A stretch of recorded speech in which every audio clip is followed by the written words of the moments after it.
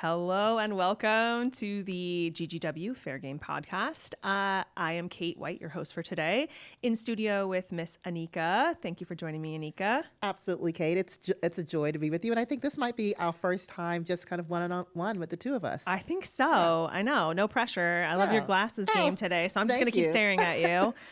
Since you're across the table from me, I know we had kind of like a really fun first episode, so I'm still flying high from that a little bit. I'm going to try and bring it back because we are in a Casino 101 episode today. Yes. I actually think that was my favorite episode. We had a lot of fun. Almost too much fun, yes. right? Yeah. So we're going to bring it back. I know we season 1, we did a series called Casino 101 where we did some interviews with folks from different departments like marketing and HR. So today's episode is probably one of my favorites. I've been very excited about this topic because it is near and dear to my heart. So we're going to talk about CSR, which is corporate social responsibility. And it's kind of like a new theme to the gaming industry, I would say from like an organized perspective. And now we're seeing a lot of not only operators, manufacturers, everybody kind of coming out with all these new stats on what they're doing, both for the planet and for people and the communities that are around them. So I'm ready to nerd out on this topic a lot. I'm very excited about our in-studio guests we're going to have a little bit, but I really wanted to start with just some high-level numbers because I think one thing that people don't understand is the redonkulous amount of effort that goes into what the casinos are doing for the community. And I'm going to focus a little bit on Nevada just today because I'm here and this is my homeland, but also because they publish some really amazing numbers. So just to give you a high level, there's an organization called the Nevada Resorts Association, and they post so many numbers about kind of what the resorts in Nevada do, both from a tax implications and what they give back in just general to employees and how many people are here in both Southern Nevada and Northern Nevada. So a couple of big numbers. This is crazy. So these come out of something called a fact book. So they put this out every year. But one is the resorts employ 27% of all of the people in Nevada. Oh, wow. What? Right? You think about that? That's a huge number. So when you think about all of the different destinations here, Reno, everywhere, even the local valleys out in regional Nevada, that's an astronomical number. So what an important industry to have here, right? Another one is resorts spend, quote, the most money for health insurance premiums in Nevada among any industry. So not only they're employing all these people, but they're also doing it with this crazy, great benefit packages in most cases, right? Coming above and beyond where they really have to, which I think is a great thing that people maybe don't realize in general. So great numbers. There's a bunch of other ones, and I want to ask you when we get to it, because a lot of these are very Vegas focused, right? But I have a couple. So Caesars donated more than $3.3 million to nonprofit organizations, supporting like a ton of stuff. So in my mind, I'm like, wow, $3.3 million. When you think about kind of their profits and taking that out and what that means, that's huge. That's a huge number, and where that's going and the impact that it's making is awesome. So. There's another one with, I didn't even know this. So MGM put out this article. They have 336,000 solar panels they're using for this 640 acre project where they're doing all this solar energy. I'm like, what? Where's that? But so cool because they're taking the initiative to kind of do all this clean energy as part of their overall CSR and ESG initiatives. And now I remembered when I was still here in Las Vegas and working really closely with MGM. So I think the entire city center is LEED certified. A lot of the things when you look at the way the light comes in and creating green spaces. And so they've been very intentional, not just with that, but with the way they've kind of designed a lot of their newer resorts as well. So cool. So cool. It's just awesome to see this. Couple more. So Resorts World dedicated over 5,000 hours in community service. Yeah. 5,000 hours. And I think it's really neat. I know a couple of the, operators in general, they offer even volunteer days for their employees, like paid volunteer days, which in my mind is like, wow, why wouldn't you do that, right? I'm getting paid to go help someone else. Okay, darn. So I love all these, but I'm curious about kind of what happens outside of Las Vegas. And I know you've had a lot of different areas in your career. So tell us one specifically that maybe you have. There are so many, and so I remember initially my introduction to gaming was to open the Harrah's, now Caesars, in New Orleans, and a big part of what we were focused on were what are the things that we could do to really connect with the community, from making sure that there were minority and local representation in terms of the contracts that were given and and the entertainment, in terms of the core workforce, making sure that we leaned into that. But even so, like having funds specifically dedicated to what are the things that you wanted to do to help and improve the community and around. And so I think that was one.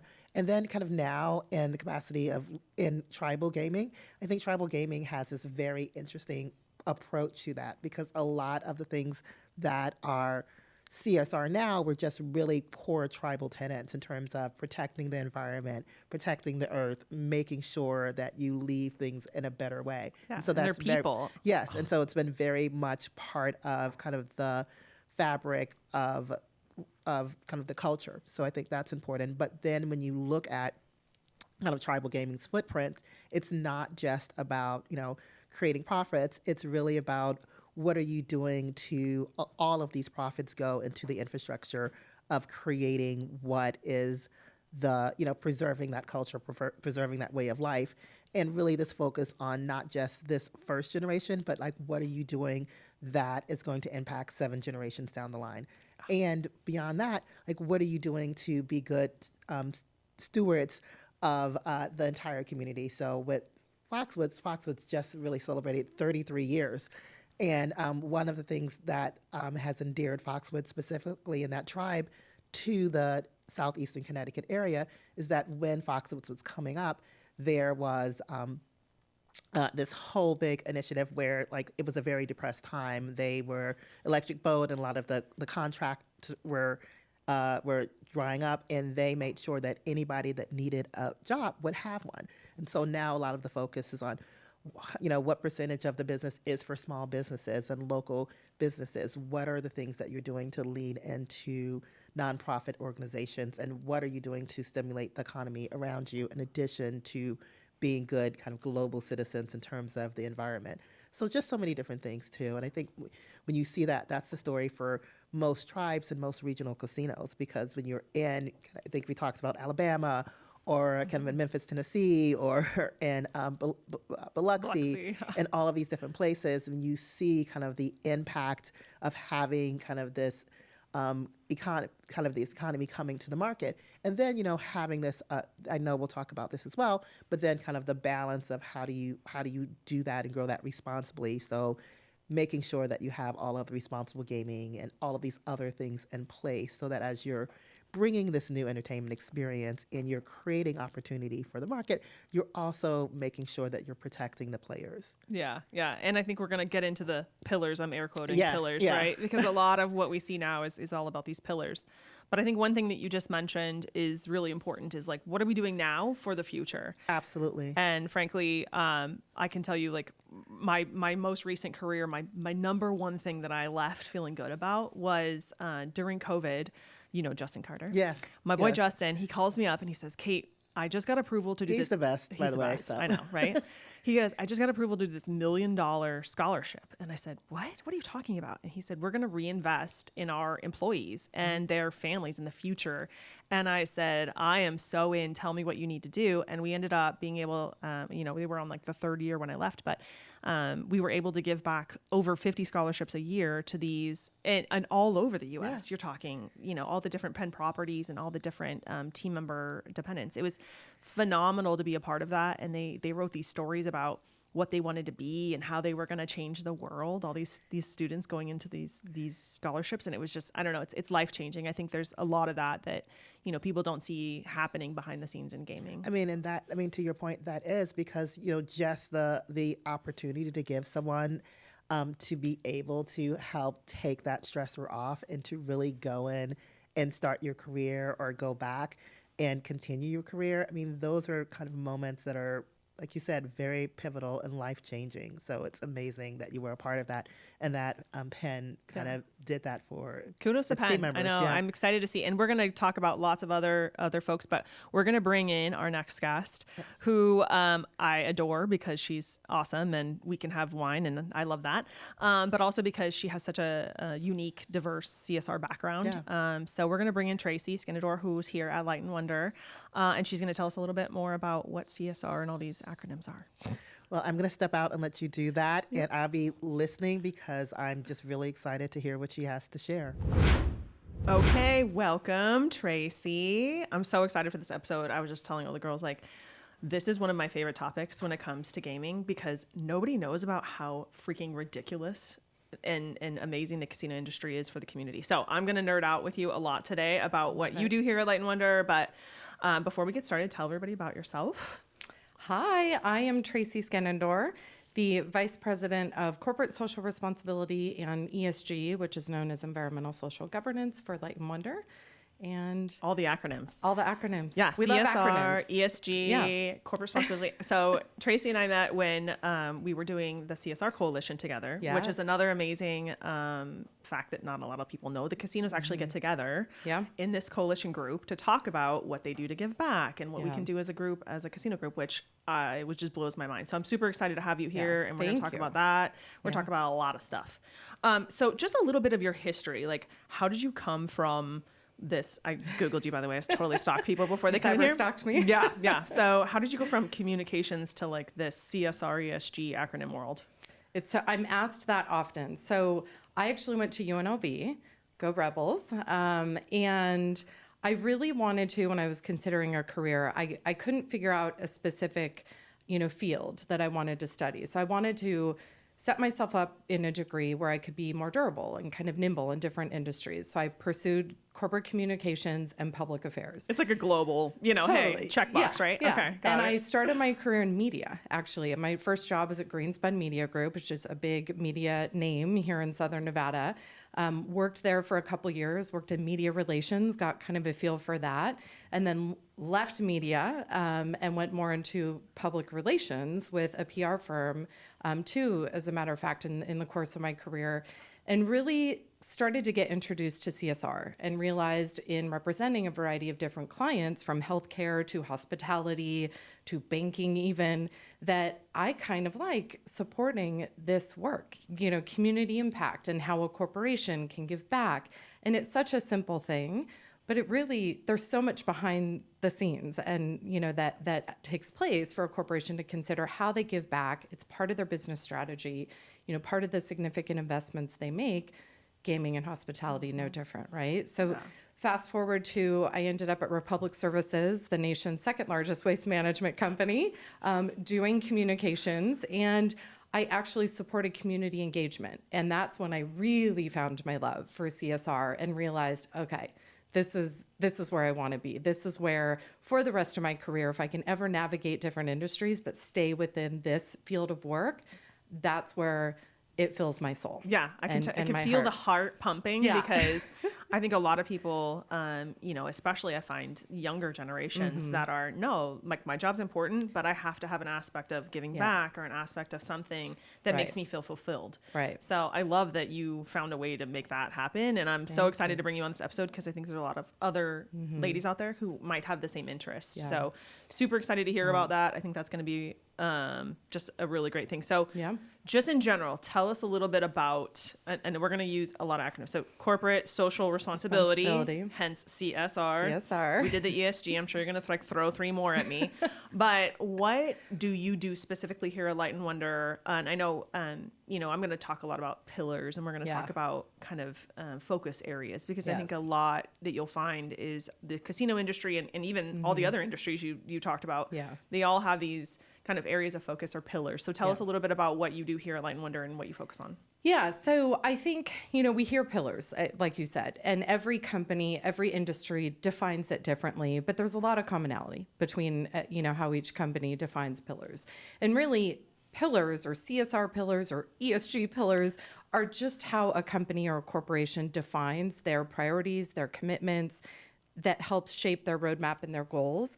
tied to their, business, aligned to the business and the business needs and the countries or communities where they operate, right? So that's really just what the pillars stand for. It's a way to really align it to the business needs of the organization and then therefore the community where we operate.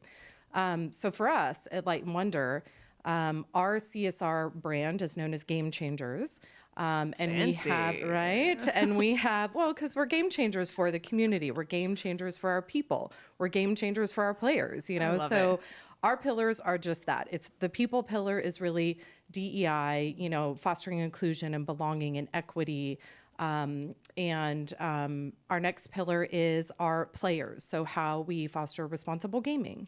How we're a good steward for the industry to support responsible gaming practices and innovations and tools for our players, but also even internal facing for our employees. How we, our employees are on the front lines engaging with our gaming products. How do we give them the tools and resources to engage safely? I love that. And then planet, of course, is our environmental sustainability, one of my personal passions and favorite pillar. I love all my children equally, but the planet pillar is probably my favorite because I'm so passionate about sustainability. And not just things like sustainable operations, because we do have physical manufacturing facilities across the globe, but really sustainable communities, how we foster and support sustainability within the communities where we operate, where we work, live, and play. Right? The next pillar is community. So that's social impact, maybe even social justice, and how we align to different charitable organizations across the globe to drive social impact and give back and be good stewards of those communities where we live. That's definitely my favorite child. The amount of work and the amount of when we see the Light and Wonder brand all over, volunteering or giving back, I mean, it's huge. So love that. Love that. Yeah. It's that community pillar is big because it's really where our employees can volunteer, really channel their own passions that also help the community and the company to make an impact and support these causes that otherwise, if they don't have corporate donorship, right, they maybe couldn't provide that service or that resource to the local communities. So it really is an important, way that we ingrain it in our culture. Yeah, bring your people to it, right? Yeah, absolutely. Okay, now we know what the pillars are. We know which one's your favorite, so not to name drop favorites, but... Just saying, planet, whoop, whoop. I love that. And I think you're going to hear a lot from similar organizations, right, about, and I'm loving too, all these CSR reports, right? Yes. Like 10 years ago, that wasn't a thing. It was not a thing. And I'm looking at the internet now and I'm like, every company has a CSR report and they all make me warm and fuzzy on the inside, what we're doing about, the amount of solar panels and like the amount of water reduction. And it's just so cool to see everybody. And whether that's, like my company told me I have to do this or I love doing this, whatever. It's cool, right? Yeah. So I love it. I love what you guys are doing. I think there's just so much more. So let's share an example of a specific initiative that you have executed that's, pulls on the heartstrings for you. There are so many projects that myself alone did not even achieve. It's a team, right?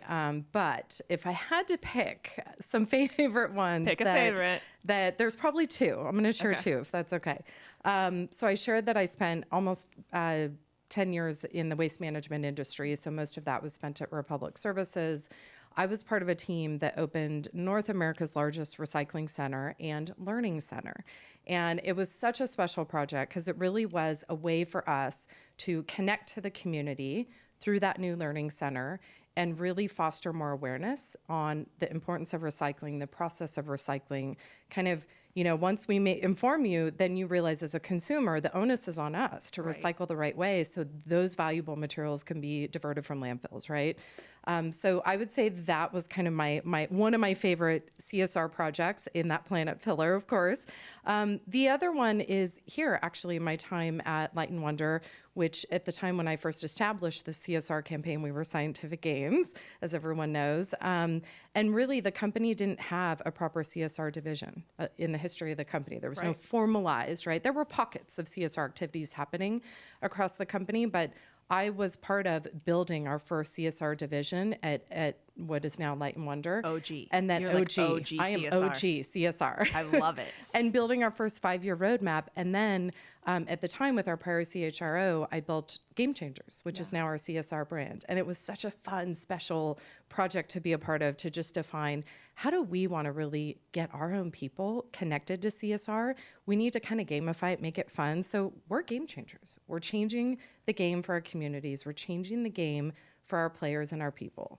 And that's really what resonated. So I would say those two are kind of my favorite projects that I was a part of, that I hold close to my heart. Yeah, they both sound epic. And honestly, to be at the beginning of a journey like that, especially with a large company like this, I mean, it's like you're making CSR babies, and that's awesome. Absolutely. We love that. It's like my children. I bring it into the world. I love that.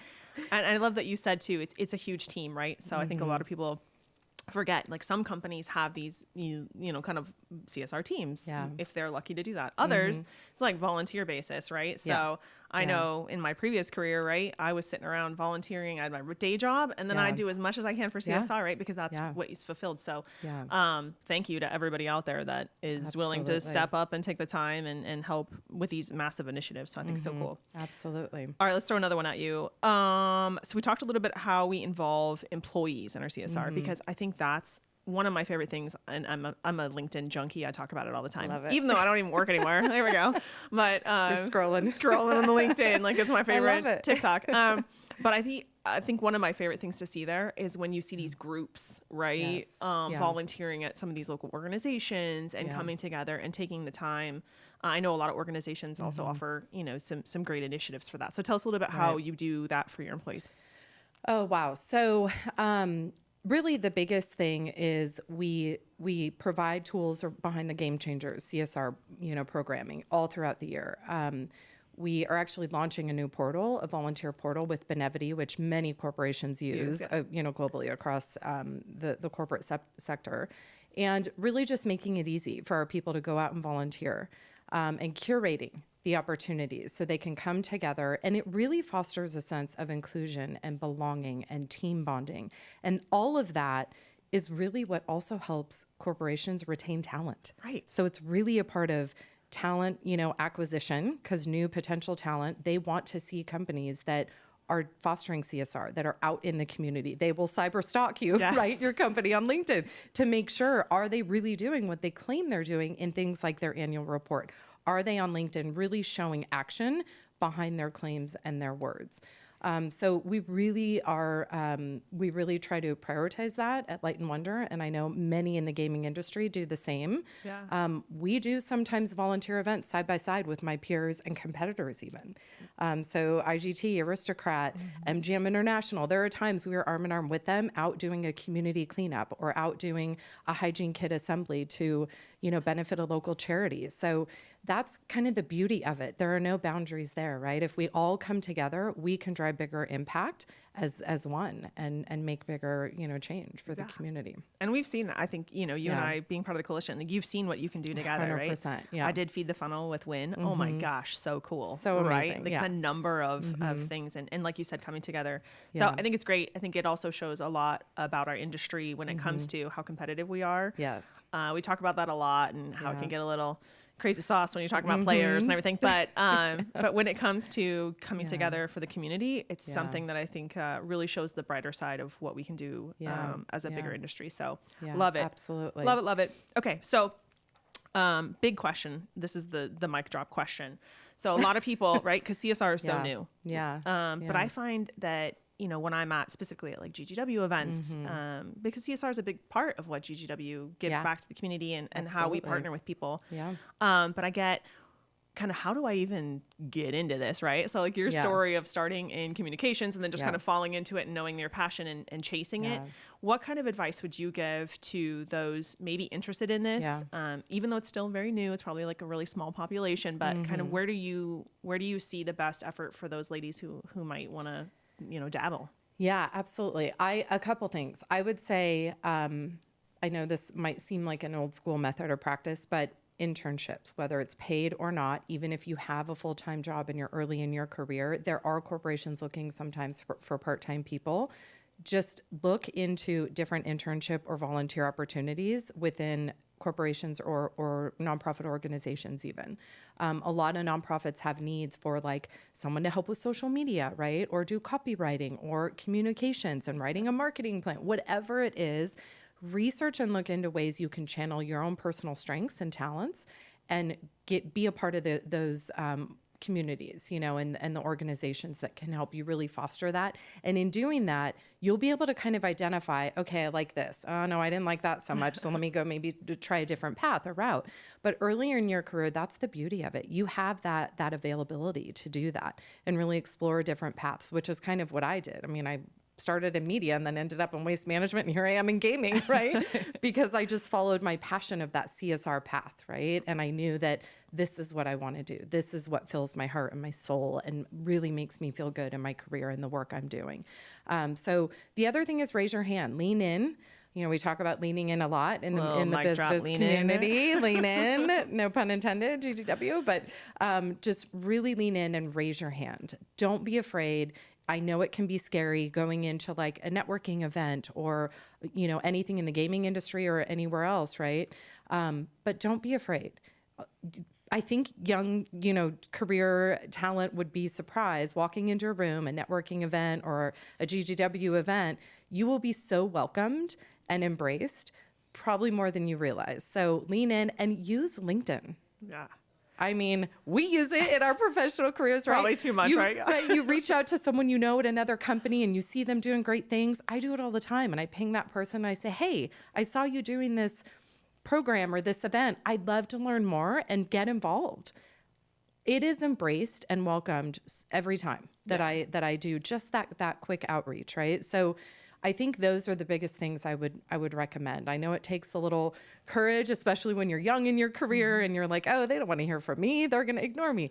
They will not. Trust me. You will not be disappointed. Yeah, I 100% agree with you because I think a lot of the times, whether it's a corporation or a nonprofit, most of the time they're looking for people to help. Yes. And it's, you know, hey, let me raise my hand to maybe help with this event that we're doing in the community, or let me raise my hand here. And then the more you get involved, the more you realize that there is no shyness when it comes to what you can do and how you can help. And using your strengths is another great example. Like at GGW, we have a lot of volunteer hours. Absolutely. And those women, you know, they have, you know, like you said, backgrounds in communications and social. And we, if they're willing to come and give us that time, we love that. Absolutely. And we could not be more happy.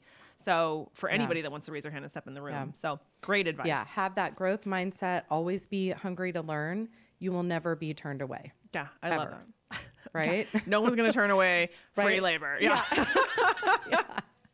Ever. I love it. I love it. And I think this is just the beginning. I think there's so much more to come with CSR in the future. Yeah. So thank you for introducing us to the topic and giving a little bit of what you do Yeah. here. We're going to do a little outro with what we call rapid fire. Okay. Okay. Super fun. It's non-CSR, so you don't have to use any acronyms in this part if you don't want to. Okay. But it's just a little like fun outro that we do for each episode. So I'm going to ask you a quick question and then you just answer whatever comes first to your mind. Oh boy. This could be scary. Okay. Remember, this is not an explicit podcast. Okay. Right. So just like, you know, do your best. Okay. So number first, you just hit the jackpot. What's the first ridiculous thing you buy? A beach house. I grew up in the beach in Southern California, and a beach house. That is my happy place. Yeah. Toes in the sand, waves. I could feel it on your face right now. You You're literally glowing just talking about it. Yeah. Beach house. Okay. I had my answer. I'm going to change it to your answer because you look really good right there. And I think my husband would agree with you. So we're going to go beach house first thing. Awesome. Love it. Okay. So number 2, if Hollywood made a movie about your career, this is my favorite question. Oh my gosh. Who would play you? Oh, geez. It's just your chance to say whoever you want. So maybe Cameron Diaz, because she's so just like fun and outgoing and like just this bold, bright personality. I don't know. Yeah, I would say probably Cameron Diaz. I could see a Cameron Diaz in this. Yeah. I keep going to something about Mary, but like on other things too. Like she's really good and she is really fun. Yes. And I'm sure she loves the planet. So there you go. I mean, who doesn't? Right? Yeah. So I myself, I'm a Sandra Bullock fan, like old school, like yes. legit OG. Yeah. Oh, so Sandra Bullock, I'm not doing any movies with my name on it unless it's Sandra Bullock in there. Right? Scene. Yeah. Oh, I love that. Just write that down because that's never happening. Love it. Okay, last question. And we're going to keep it Vegas because we're both Vegas girls. You're at an all-you-can-eat buffet. which they still exist, by the way. I don't want to talk Do about they? it. I did a bunch of Okay. analysis on this. It's like, okay, yeah, we won't get into it. Wow. That's a different like podcast. post-COVID, they still, okay. still. We should do a whole podcast Yeah. on food It's waste a whole thing. and buffets. Oh, yeah. I And could geek out all day on that. oh, yeah. And then my husband, and we're totally tangenting right now. My husband used to run a company where they did the buffet of buffets. Oh. So you literally buy an RFD or Wow. RFID pass, and you can go to all the buffets you want for like 48 hours. Oh my gosh. I get sick just thinking about it, right? Makes me nauseous Yeah. slightly. People loved it. They loved it. Yeah. People come from out of town just to eat at buffets. Okay. Yeah, that's Buffet awesome. topic next time. But Okay. what's the first thing on your plate if you're at a buffet? I would go straight for the dessert. Would you? Dessert looks before so dinner. I appetizing. mean, I have such a bad sweet tooth that I would go for the pies and the, the cakes and my kids even know. I have 2 teenagers. They know dessert before dinner is That's is how they get something you we'll do to on get like what a they want. weekend to splurge. Totally. Well, you shouldn't tell people your sweet tooth. Then it's your Right? weakness, It's right? totally my weakness. You want something? Yeah. Buy me the crumble. I'll get Buy you me whatever the you want. crumble. Yeah, okay. Makes total Exactly, sense. Makes total exactly. sense. See, I go first for the salad bar, right? Because it looks so good. And then Yes. you fill up on salad and you're like, what the hell? I don't Yeah. have any room for dessert. Well, it's like empty calories, the salad. I know, right? but it looks so fun, And then right? you're All this hungry stuff. like 10 minutes later. So then you got to True. go for the protein, the steak or the Rabbit food just doesn't do it, right? No, Now we know. no. All right. So if you're at the buffet, don't start with the salad bar. Go straight to dessert. straight to dessert. Okay, You I won't love that. You won't regret it. I love that. Okay, now that we've totally got off topic, thank you so much for joining us today. Of It's so fun to course. always have someone from So Light and fun. Wonder.